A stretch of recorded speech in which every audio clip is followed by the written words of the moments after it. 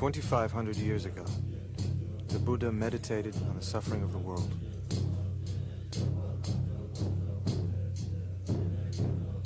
The cause of all our suffering, he said, is ignorance, a profound misunderstanding of the nature of life.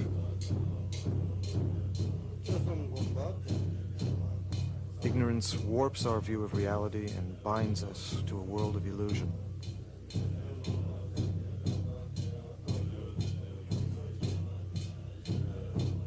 Wisdom can destroy that illusion and set us free.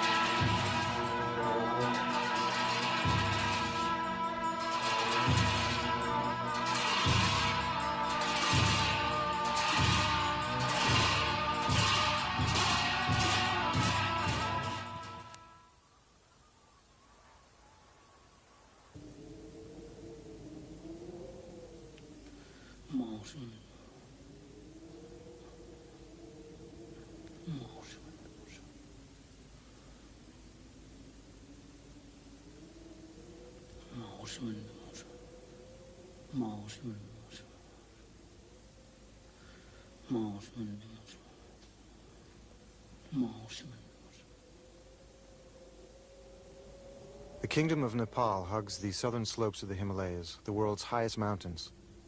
Each year, in isolated monasteries here, Buddhist monks perform a festival called Mani Rimdu. Mani Rimdu celebrates the Buddha's compassion for all living things, but it also deals with dark and ancient forces of the supernatural and the subconscious, the summits and shadows of the human mind. The tradition of Mani Rimdu came to Nepal from the other side of the Himalayas in Tibet. Today, Tibet is an occupied country. After 30 years of Chinese rule, Tibet's unique and ancient civilization lies in ruins.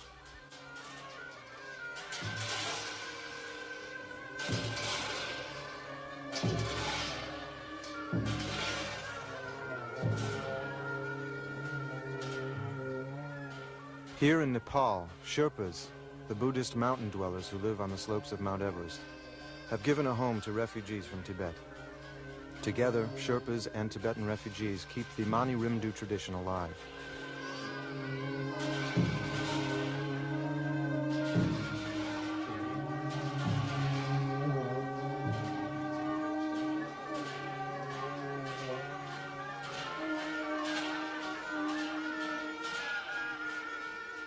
For Buddhists, there are many paths to enlightenment.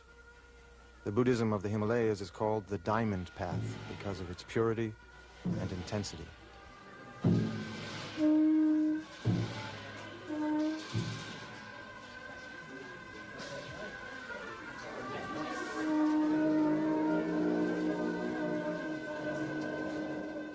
Difficult, often hidden, the Diamond Path cannot be followed without a guide.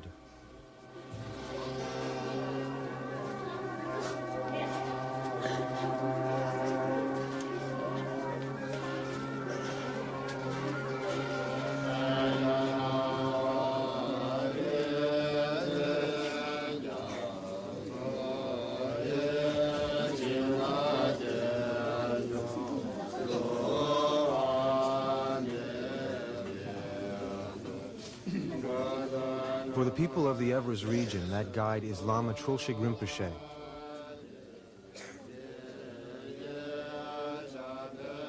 This is the story of his personal path and the adventure of spiritual discovery that he empowers his followers to share.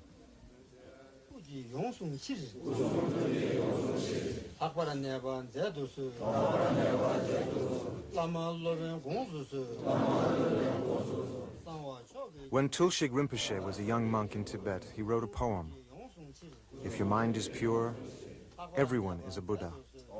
If your mind is impure, everyone is ordinary.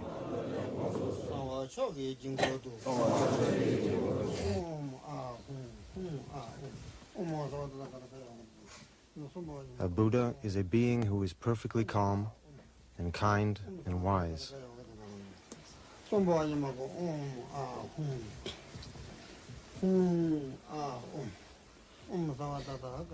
Meditation purifies the mind and lets its inner clarity shine through.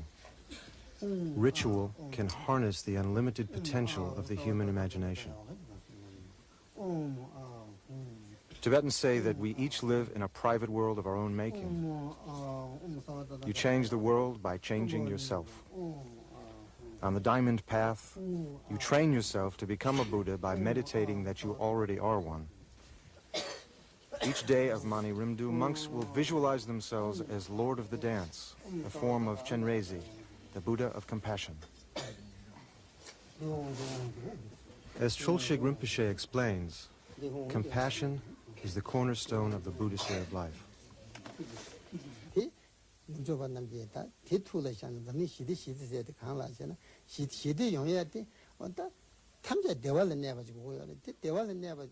If you seek happiness for yourself, he says, you can have everything in the world and still be unhappy. But if you seek happiness for others, you'll find happiness yourself.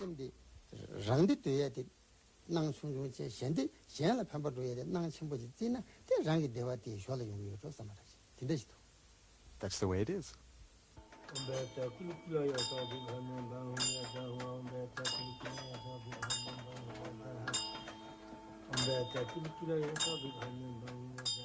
Throughout its history, Tibet concentrated its energies on spiritual development. Its only machines were prayer wheels. Its most gifted children were trained to become the spiritual leaders that Tibetans call lamas.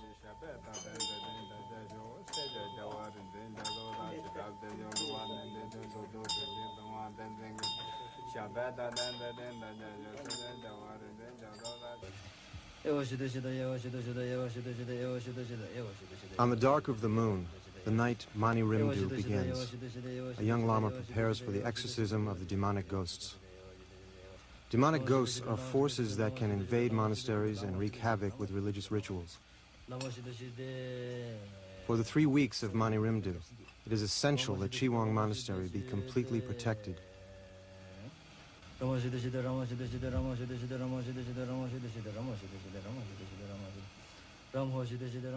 Using an effigy, a paper image of a ghost in chains, the Lama calls upon the power of the 4 elements, earth, water, fire, and air, to oppress and subdue the ghosts.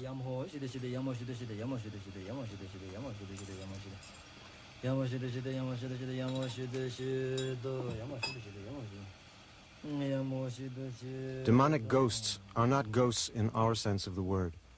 Lamas explain that a demonic ghost can be born when a monk breaks his vows.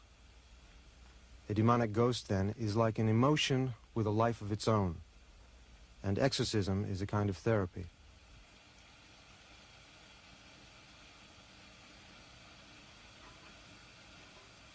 The Lama binds the effigy in black cloth and bamboo bars. Once the demonic ghosts are shackled, the Lama will imprison them in an iron triangle.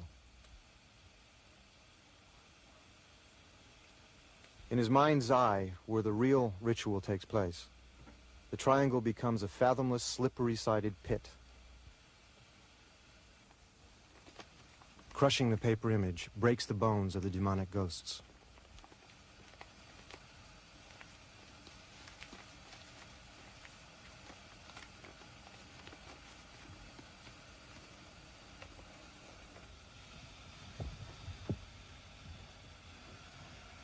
The actions of the ritual are simple, yet from a spiritual point of view, they're very difficult. Although in a certain sense demonic ghosts are runaway emotions, the Lama must still treat them with compassion. Ghosts are prisoners of their own illusions. They live in a world of suspicion and fear.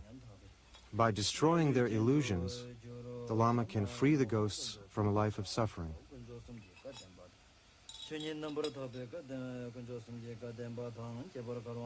the West, we think of magic as the art of creating illusions.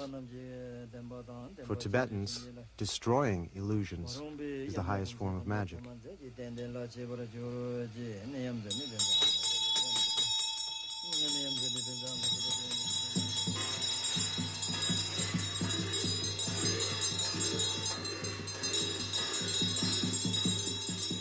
As they bury the effigy, the monks chant these words. Down in the bottomless pit lie the demonic ghosts, the forces that block our fulfillment and lead us astray.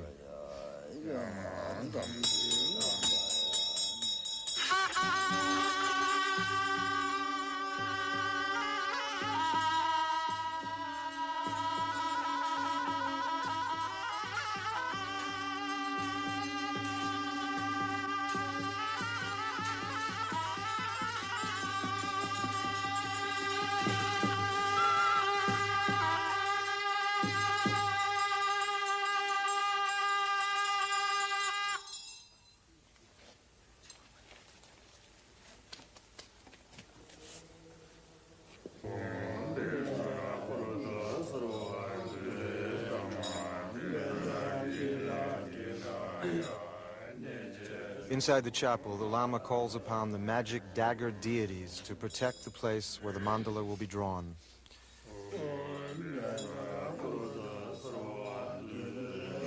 A mandala is an architect's plan of a sacred universe.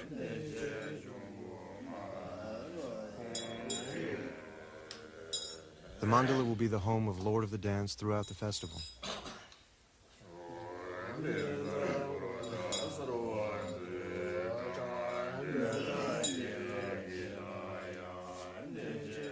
The dagger deities nail down any intruding forces.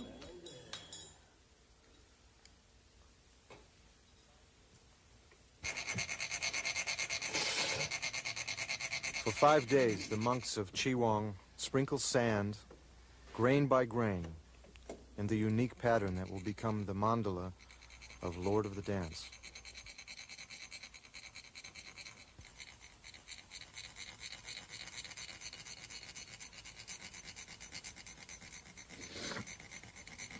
Meditation will reveal the real mandala, a three-dimensional palace floating in space, surrounded by protective spheres of diamond and flame.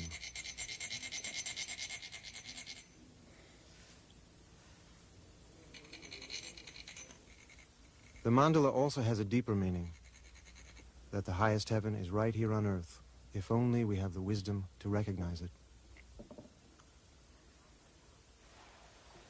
While the mandala grows, other preparations are already underway.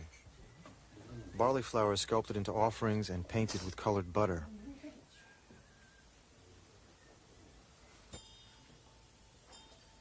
An artist from a nearby village creates a painting for Trulshig Rinpoche. The painting is of Lord of the Dance. He's called Lord of the Dance because his infinite creativity is symbolized by dance. He embodies the compassion of all the Buddhas.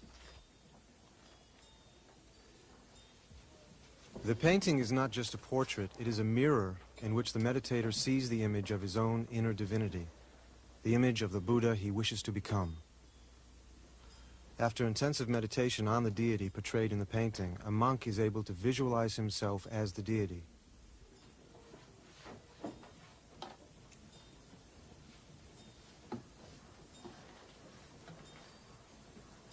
By meditating that they are Lord of the Dance, who is the embodiment of compassion, the monks learn to embody compassion in their daily lives.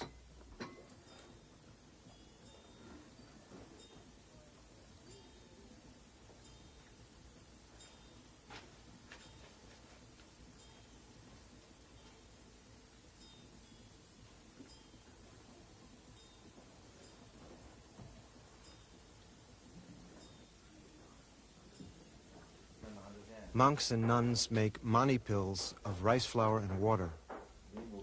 Mani pills give Mani Rimdu its name. Mani stands for Lord of the Dance's mantra, Om Mani Padme Hum. Mantras are words of power. sounds that invoke the deities and protect the human mind.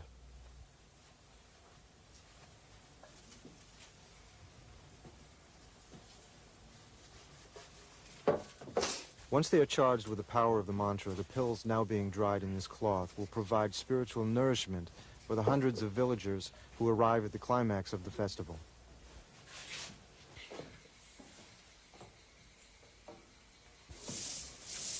By the fourth day, the pills are dry and ready to be colored.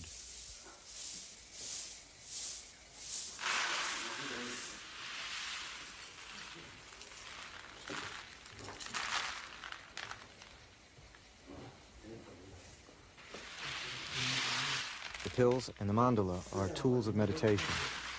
They are designed to bring into focus new ways of seeing. The pills invoke Lord of the Dance, and in so doing, help the monks focus their feelings of compassion.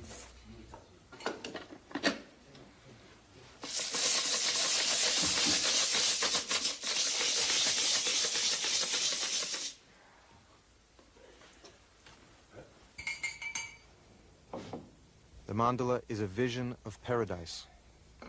In that vision, all beings are divine.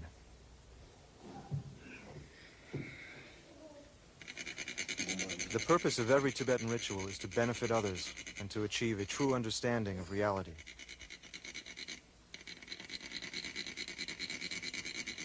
The union of this compassion and wisdom is symbolized by the star in the center of the mandala.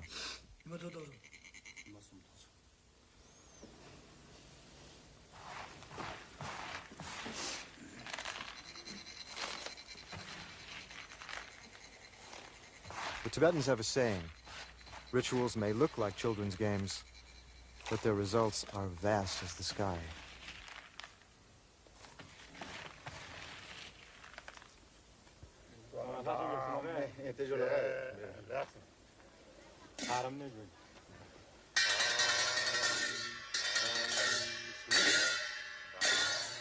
Whenever they can spare an hour from their preparations and rituals, the monks rehearse the sacred dances.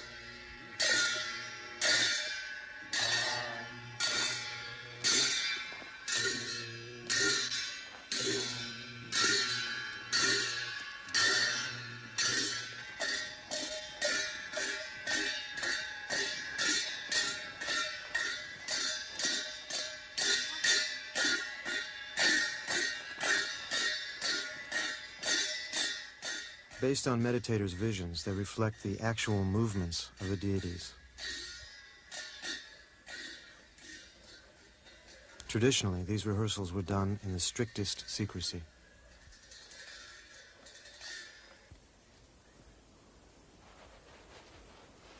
The ritual objects are nearly complete.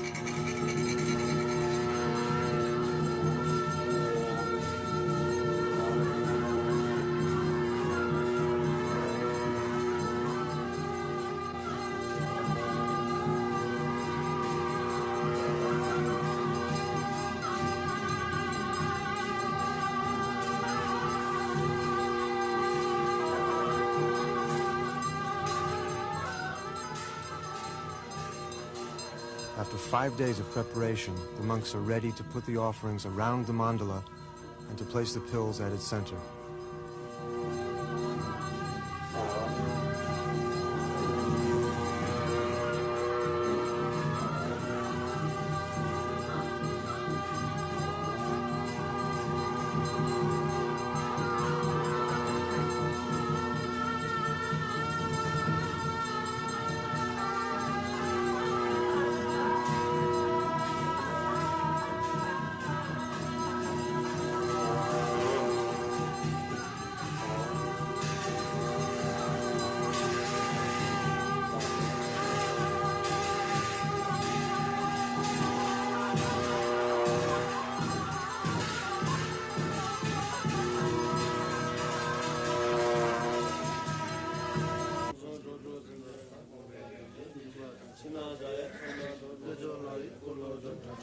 Each day, the monks repeat the innermost heart of the ritual.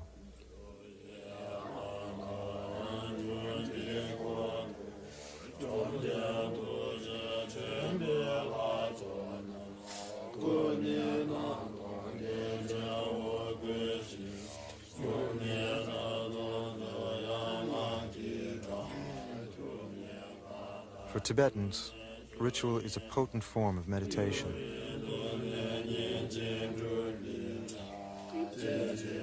This meditation gives power to the pills. The deity Lord of the Dance now floats above the pills at the center of the mandala. In meditation, the monks too become Lord of the Dance.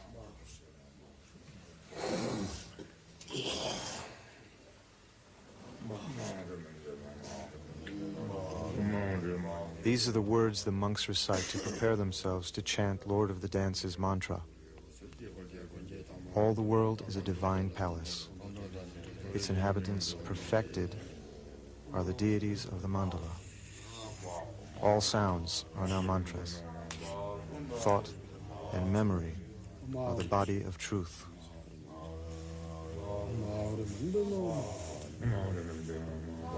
The rainbow-colored cord links the divinity within to the divinity without.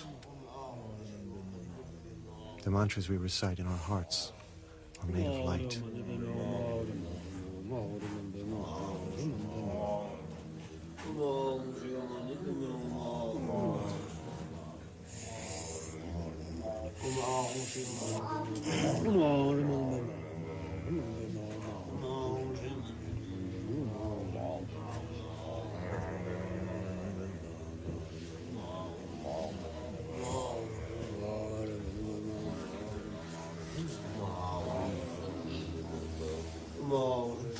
The light in our hearts flows through the rainbow-colored cord. The light moves the hearts of the deities of the mandala to dissolve the universe into clear and infinite light. The light penetrates the pills. Whoever takes them will be liberated.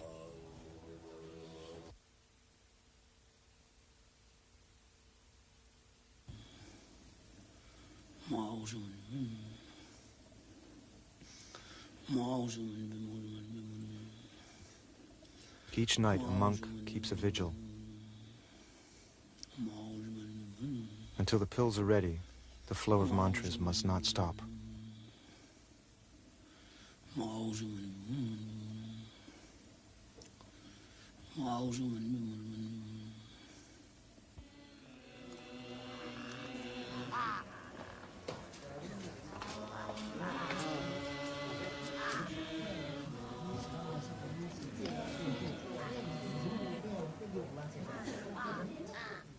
With 200 monks and nuns, Thubten Choling is Nepal's largest Buddhist monastery. By the standard of old Tibet, though, it is small. Before 1959, when the Chinese consolidated their occupation of Tibet, the largest Tibetan monastery had 10,000 monks.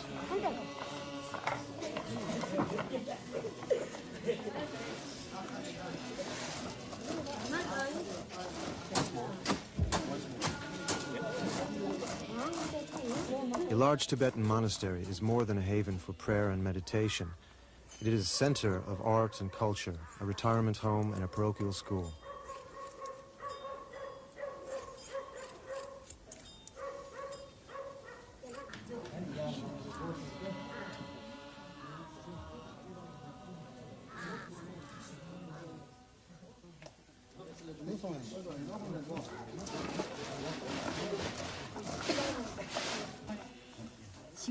The monastery also prints its own books.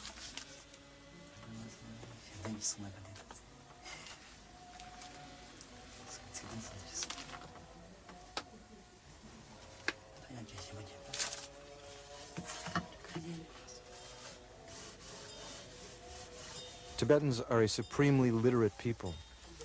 The monastery's library holds thousands of hand-printed volumes.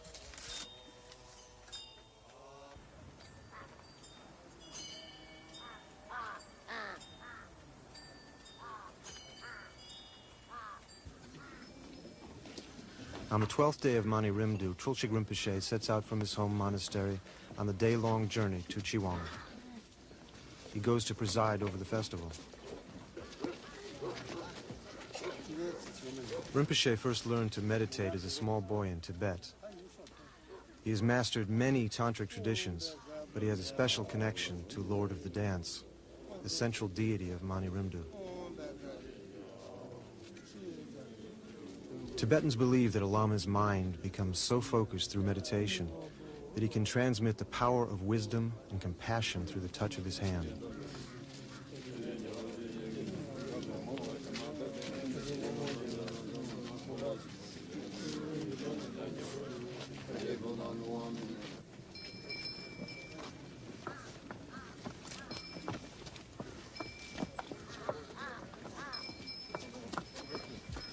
Like many lamas, Trulshig Rinpoche is considered the incarnation of generations of meditators. 2,500 years ago, he was the Buddha's favorite disciple. In a later incarnation, he gave Tibet its alphabet. Later still, he discovered the hidden Mani Rimdu texts. The name Trulshig Rinpoche means precious destroyer of illusion.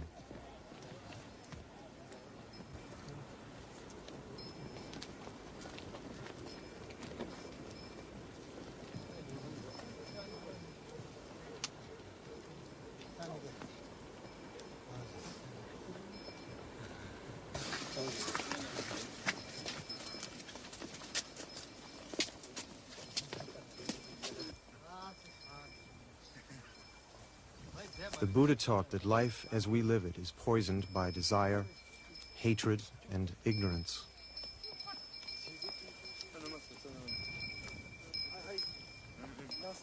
Our only antidote is compassion and wisdom.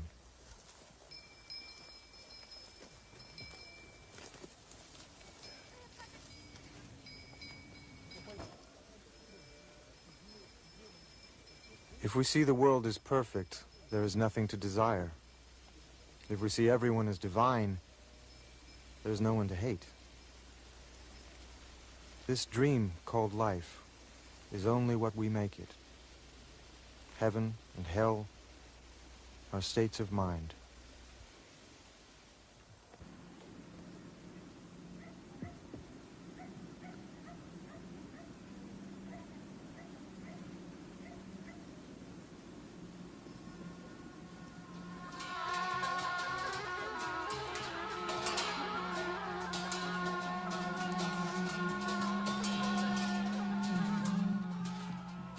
The monks of Chiwang welcome Trulshig Rinpoche.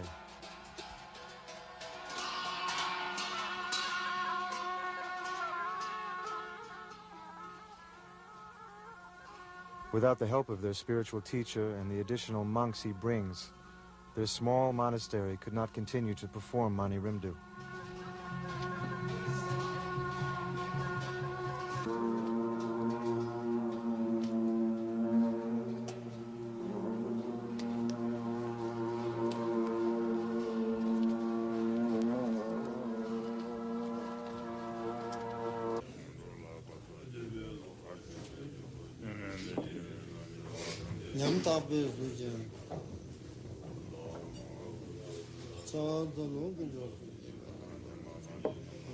Arriving in the chapel, Trulshig Rinpoche fortifies the circle of protection that guards the monastery and the hearts and minds of all those who perform the ritual.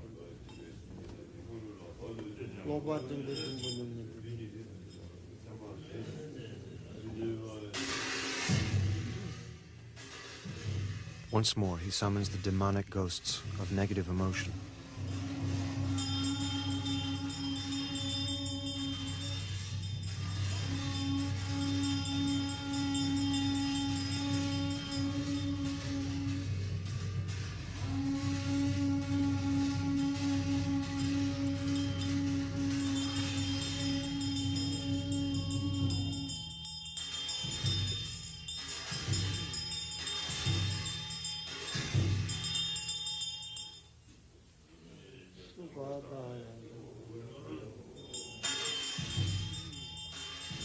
He hurls mustard seeds at the demonic ghosts. The mustard seeds are boulders that batter them into submission.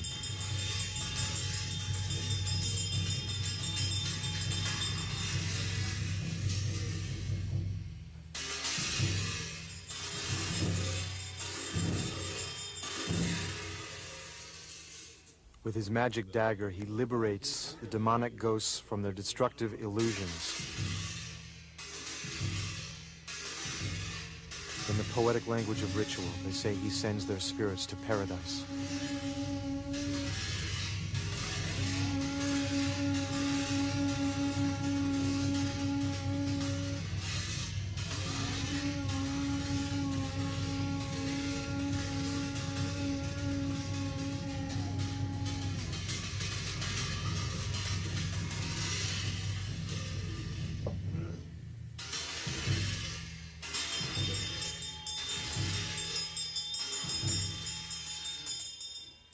If approached with enough courage and compassion, the most powerful negative forces can be transformed into forces for good. This is the meaning of the ritual that summons the fierce protector deities.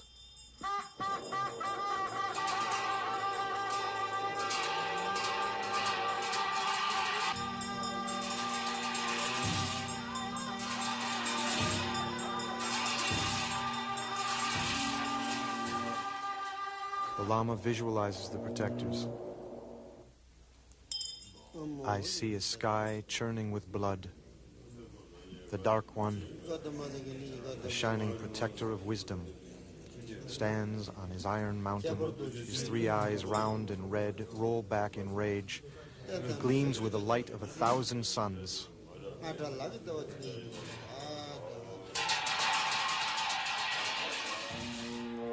Only with the power of Lord of the Dance do the monks dare approach the great protectors. They remind each protector of his defeat at the hands of magicians past, and the promises he was made to swear, to protect religion and the world.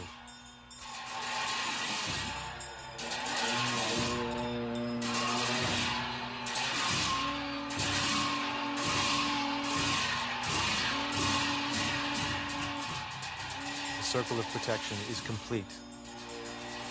The passage to another world is now safe and clear.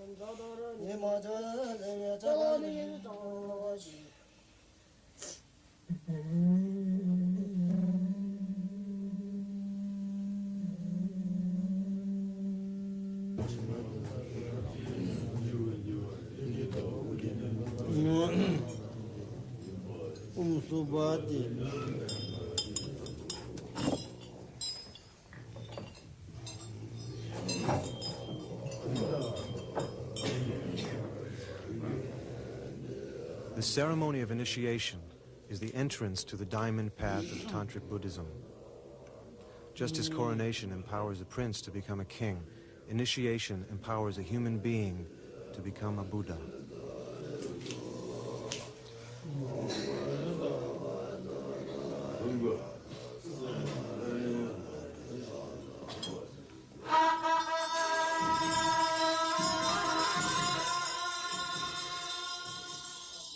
On the diamond path, they say the nature of the mind is like a diamond.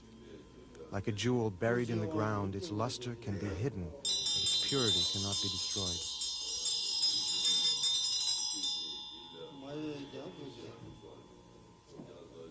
The cards are portraits of the deities of the mandala. As the Lama touches each card to his head, a deity alights on the head of each member of the assembly.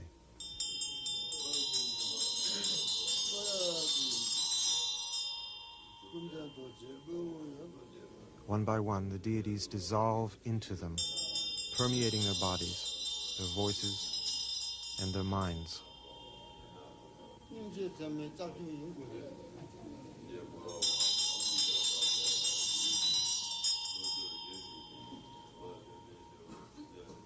They enter the divine palace of Lord of the Dance. Their eyes open and they see the world through the eyes of a Buddha.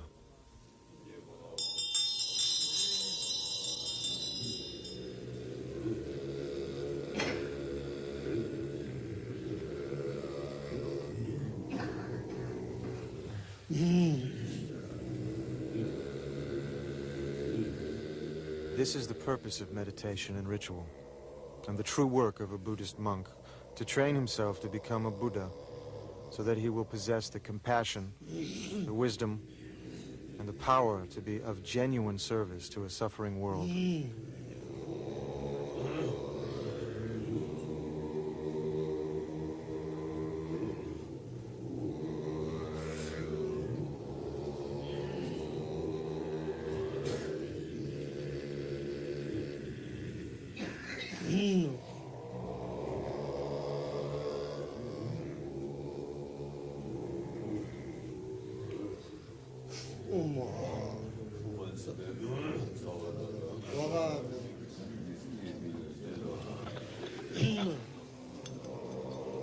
On the tip of his finger, there's a small drop of holy water.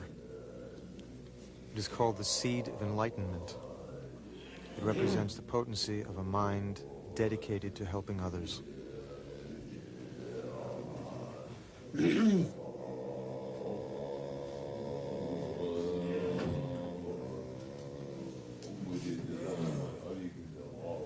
He tastes the seed of enlightenment. Wisdom descends as a goddess and embraces him.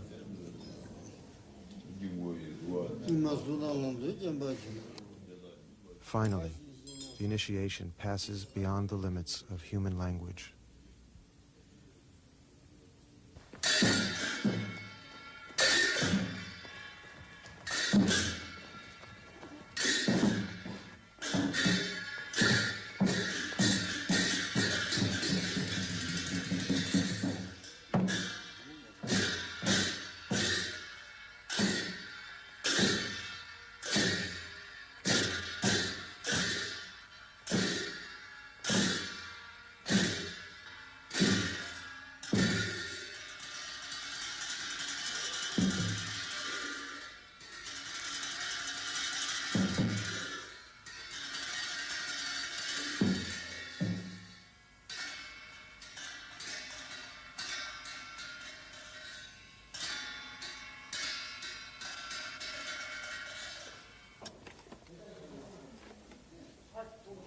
As the day of the dances approaches, the sense of excitement mounts. There are dozens of last-minute details to take care of. Since last year's Mani Rimdu, the masks and costumes have been in storage.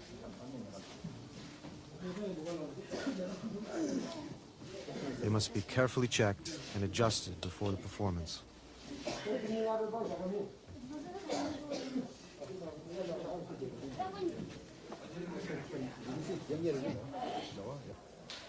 The courtyard is covered with a canvas roof.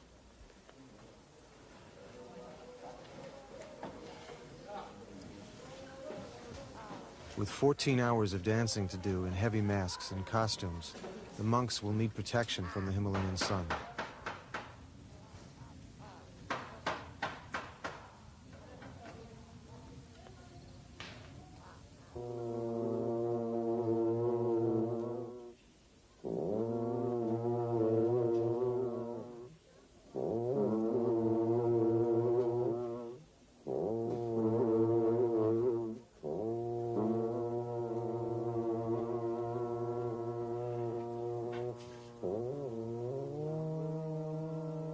Sherpas and Tibetans arrive at Chiwang from surrounding villages.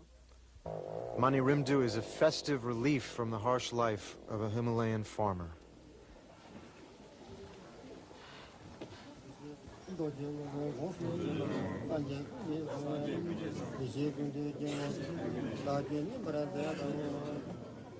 They come for Trulshig Rinpoche's blessing, for the pills, and for the dances that follow. It is their way of participating in the monks' meditations.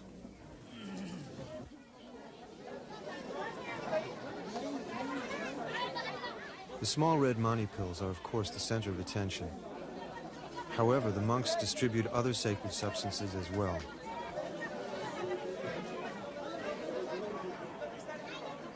There are the sweetened balls of barley flour called the pills of life, and the sacramental wine known as the elixir of immortality.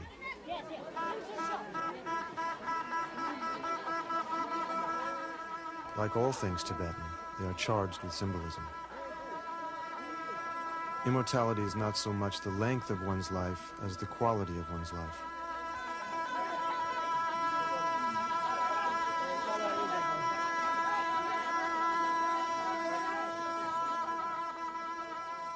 To expand our vision of the world and to open our hearts are the greatest blessings a Lama can bestow.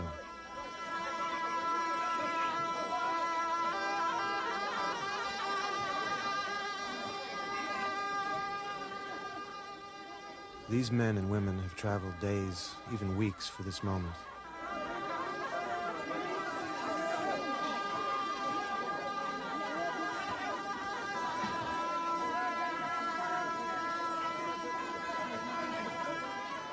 Through the pills and the person of the Lama, they come face to face with their highest ideals.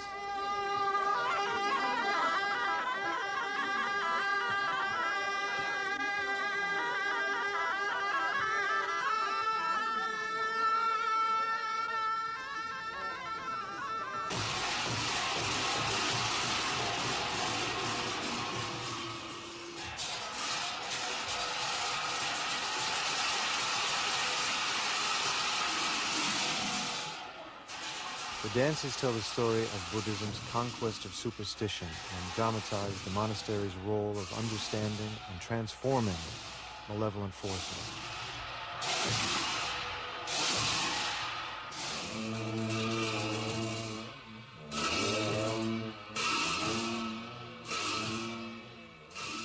In the early 9th century, around the time of Charlemagne, a man named Langdharma usurped the throne of Tibet by murdering his own brother. For 6 years, Langdharma murdered monks and burned monasteries to consolidate his power. His regime became a cancer that threatened the life of Tibet.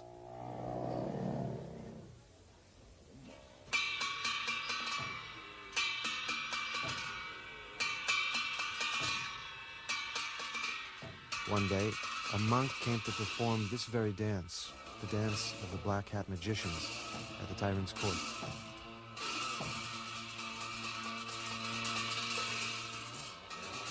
The monk knew that Langdharma's tyranny must be checked, not just for Tibet, but for Langdharma's sake as well. In future lives, Langdharma would suffer every pain he now inflicted upon others. At the height of the dance, the monk reached into his sleeve, took out a bow and arrow, and killed Langdharma.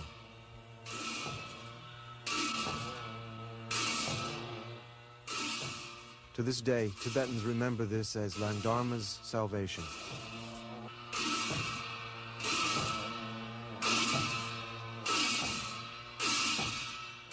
The monk's name was Pelki Dorje.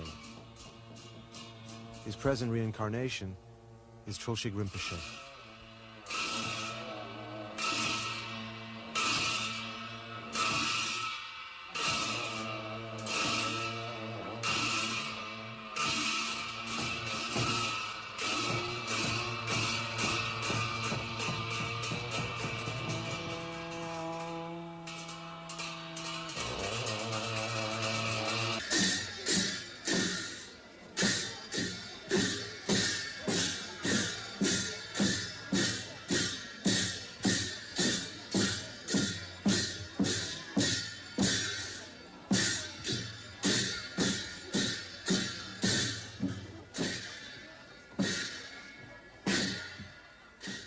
Divine heralds called Ging announced the arrival of Padmasambhava from his mythical home on the mountain of copper.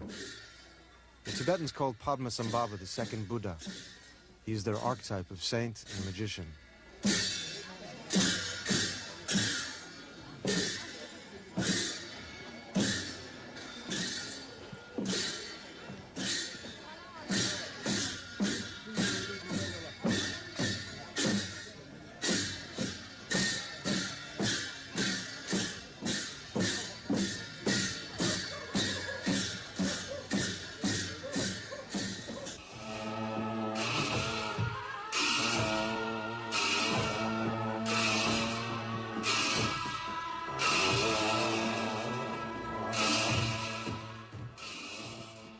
Every Tibetan knows the story of how Padmasambhava brought the diamond path to Tibet 13 centuries ago. They still tell of how he assumed his fierce form to battle the ancient gods who terrorized their homeland. Padmasambhava did not destroy the gods of ancient Tibet, he converted them.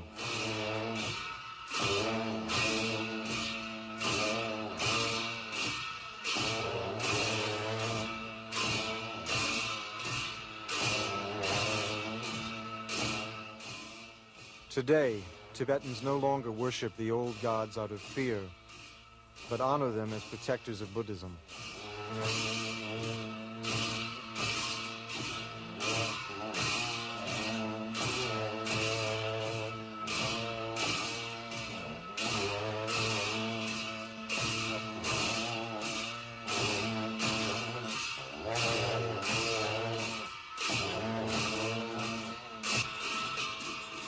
The lords of the cemetery appear, and the dance of liberation, the central act of Tibetan sacred dance, begins. Legend has it that these skeletons were once a man and a woman. Pledged to a life of religious austerity, they went to a cremation ground and lost themselves in profound meditation. Many years later, when they awoke, they found that the flesh had disappeared from their bones. But so intense was their illumination that, unafraid, they danced with joy for their newfound enlightenment.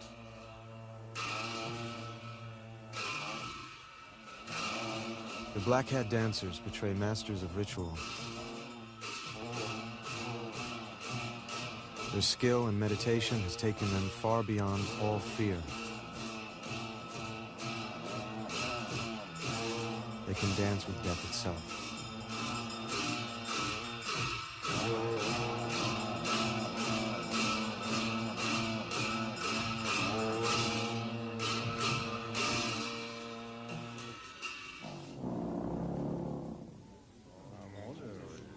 During the course of Mani Rimdu, Trulshik Rinpoche has liberated the demonic ghosts from their destructive illusions. Now, the ultimate enemy must be destroyed. The enemy within: desire, hatred, and ignorance. The weapon of penetrating insight slays mankind's greatest enemy, ignorance, and transforms it into wisdom.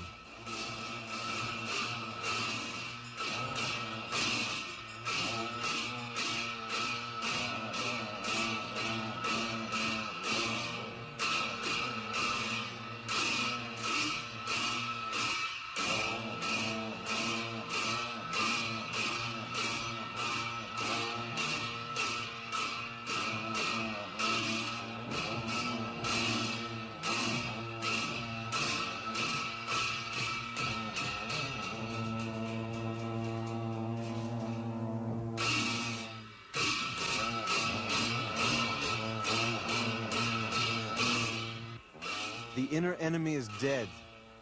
Rejoicing, the lords of the cemetery carry the corpse to the deities of the mandala.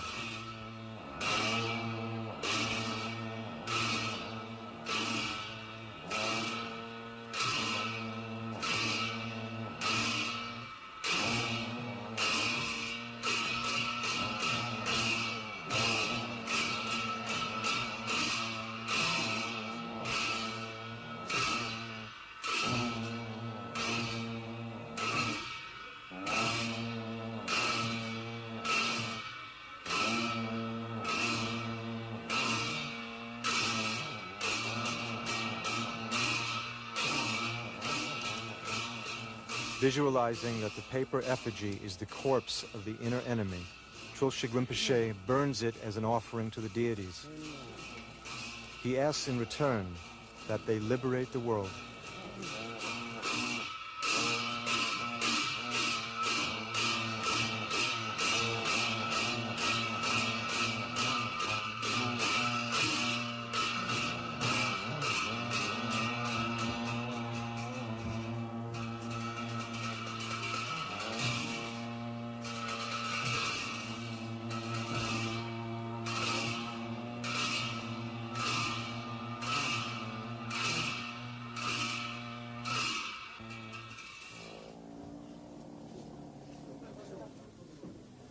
The ashes of desire, hatred, and ignorance are buried beneath the stones.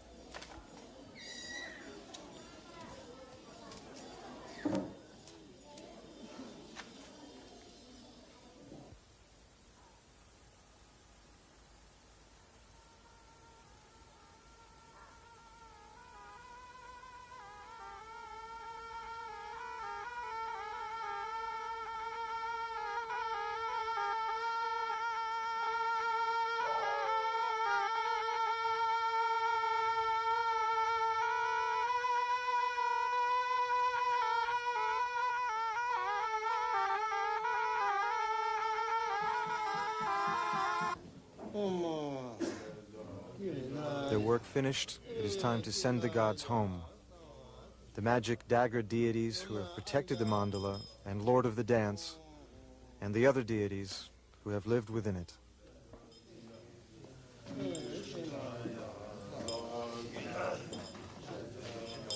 Step by step, the ritual is now done in reverse. The world, which they have so carefully created, must dissolve back into the source from which it came, the infinite creativity of the mind.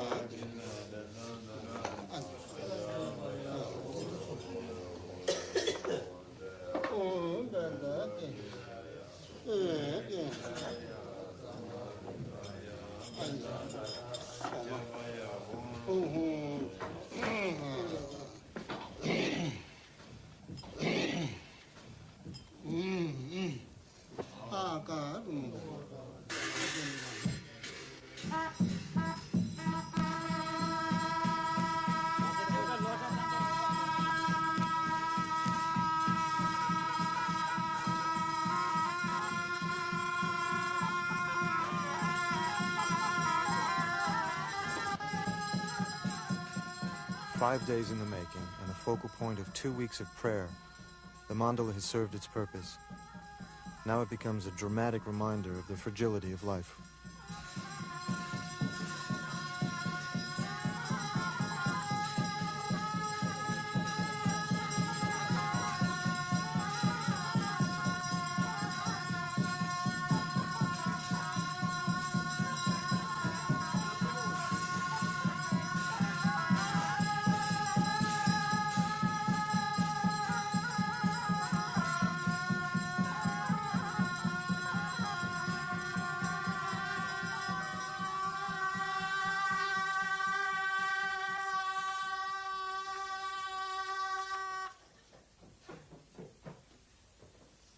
The Buddha taught that everything is impermanent. Even truth is just a wooden raft to sail across the river of life and then leave behind. Chulshi Rinpoche's poem ends this way. This little monk is from Tibet's high pastures, and you, my lords, come from afar. We must disperse now, each to his home, so this too is impermanent. My birthplace was in Tibet's high pastures, and now I have come to Everest's white peak. In the end, where will I go? Where will I stay? Remember my words. Remember my words. 茂